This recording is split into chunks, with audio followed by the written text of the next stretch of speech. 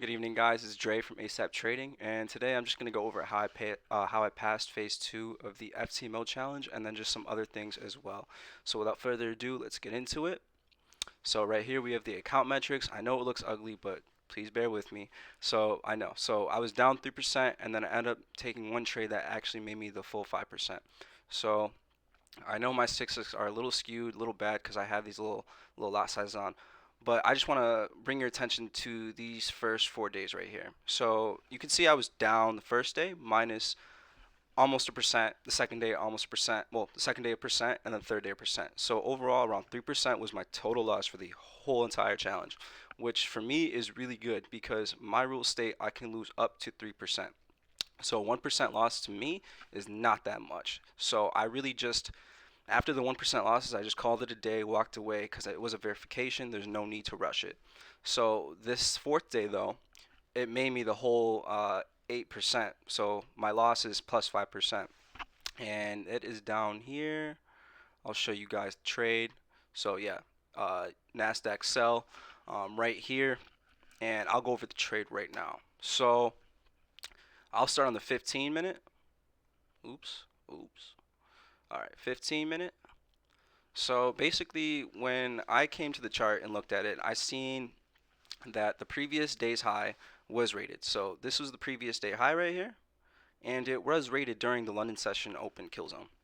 So once this was rated in London, and I didn't see this in London, but I was pre New York, I was analyzing. So after I seen the buy side rated here in London, it came down, took out these equal lows right here. I had marked a bearish market structure shift, and then also we have a breaker right here, a little breaker, and then a fair value gap as well on the 15-minute. So once I've seen price coming back up into there, it rejected off of it perfectly. So now I'm just going to scale in and show you guys the 5-minute. So what I seen on the 5-minute opposed to everything on the 15-minute was after the rejection of this 15 minute fair value and breaker, it was perfect to the dot, to the pip. It broke down. And then it came up and made a lower high. So once I seen this lower high, this was SMT divergence. So opposed to US 30 and S&P, the Nasdaq made a lower high opposed to I think it was US 30 that made a higher high, and then S&P made a lower high. So that kind of gave me ultimate confidence to sell it prior to the New York Open, which being at 8:30. And then I'll drop into the 1 minute time frame because that's where I got my entry. And this is going to be it right here. So prior to 8:30, I have this high to this low. I have a Fibonacci drawn, and we can see we came right up into OTE and started breaking lower. So once I seen that I missed this initial OTE entry and it started breaking lower, I noted out a fair value gap. I was really just looking for sells after this.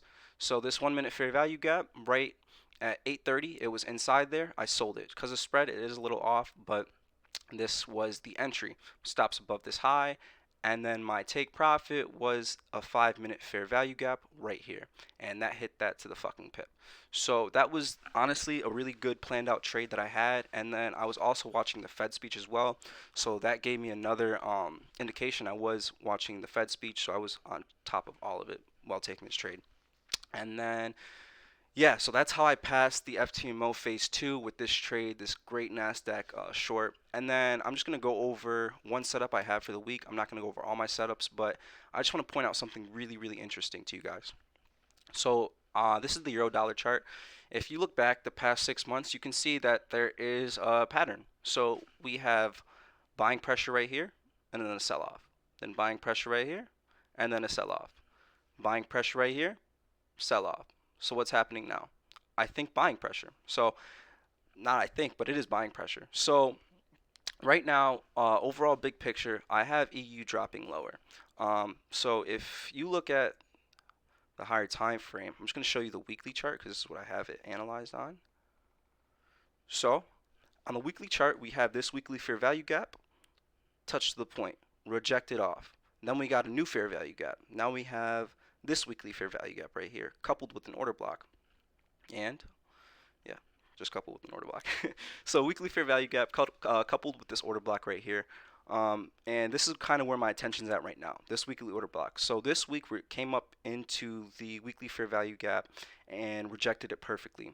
And if I drop back down to the daily time frame, I took a fib from this high to this low. And why are you saying this high and not this high? Well, you can use this high as well. This high is actually OTE for the higher time frame. Obviously, if you're drawing from that high to this low, that's a higher time frame setup. So honestly, this area right here, this OTE, this is actually where I want to sell at. This is like the most optimal place to sell for me personally. But if I cast back the past 20 days to this high, then we can see that price is lining up in OTE is lining up in the weekly fair value gap and rejected it perfectly. This daily candle rejected it perfectly.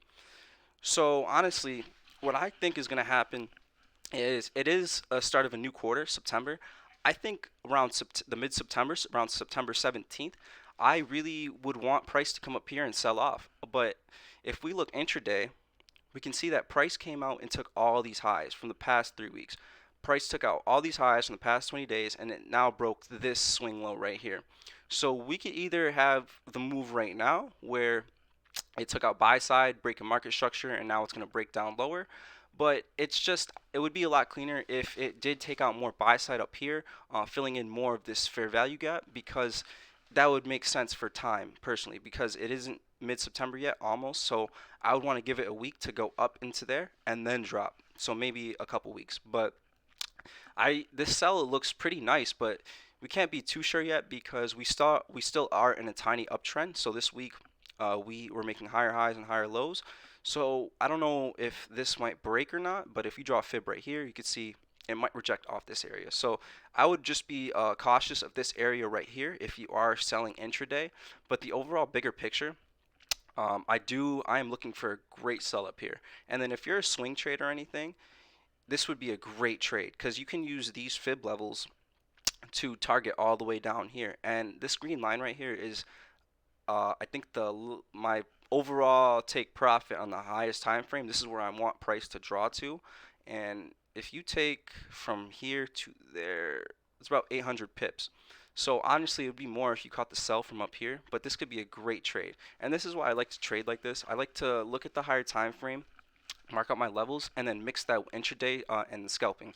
Because once you have that higher time frame bias, and say I expect it to come all the way down here, this is on a daily time frame. Like this could take like a month or 2 months. You know what I'm saying? But it's the setup that matters. So if I have the overall higher time frame setup, I can go intraday or scalp and just hunt my sell setups because I know what the overall target is. And that's how I like to trade. I think it's a lot less stressful because I know what's gonna happen. Well, not know, but I have a pretty good idea what's gonna happen on a longer time frame basis, and I can go scaling on a lower time frame and catch the moves I need to make the trades I need to make. So yeah, that's all I wanted to go over on EU. That's just a little not a breakdown, it's a little analysis what I have going on for the week.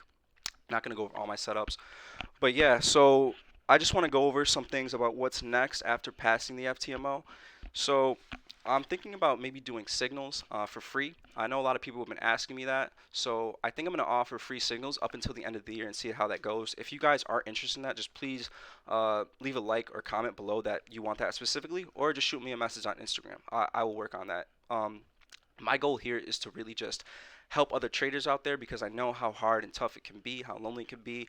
And yeah, I've been trading for probably a couple years now, so I have not a couple, a few years now, so I have quite a few experiences in the market. Not too much, not like a 7-year experienced trader, but I do have some good experiences in the market where I think I can help other people, and that's really my goal right now.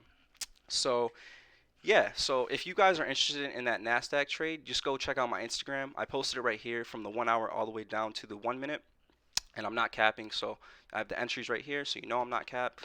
But yeah, check out my Instagram if you guys would like. I post a lot of my trades on there on my story. Before my YouTube sees it, my Instagram will see it way before, even prior to the trade, I'll post it. So yeah, that's kind of what I just wanted to talk about today. I think that's gonna wrap it up. But yeah, just leave a like, comment, subscribe. I appreciate you guys so much.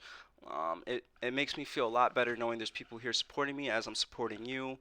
And yeah, I can't wait to start getting this content out there, man. Like I'm kind of new to this YouTube stuff, but I'm in the point in my trading game now to where I think I could start putting out content and helping people. So yeah, I can't wait to start trading on this FTMO account. Like I said, if you guys are interested in those free signals, let me know. I'll be taking all the trades that I send uh, on that FTMO account plus other challenges. So yeah, just let me know. But other than that, always strive and prosper. Good luck and good trading to you guys. All right, peace.